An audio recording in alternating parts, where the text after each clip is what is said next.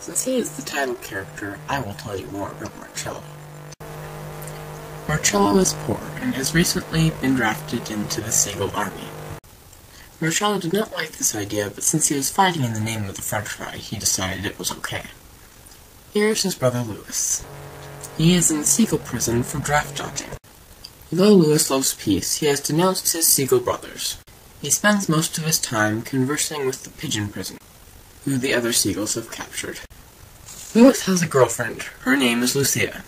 She was born in the prison in which Louis is currently living, and no one has ever bothered to let her out. Since she was never officially imprisoned, Lucy serves as a maid to all the other inmates. And finally, here is the pigeon army. Marcello's parents were killed by its commander, so he has sworn revenge on them, and he will kill their leader. End of part 1 of part 1.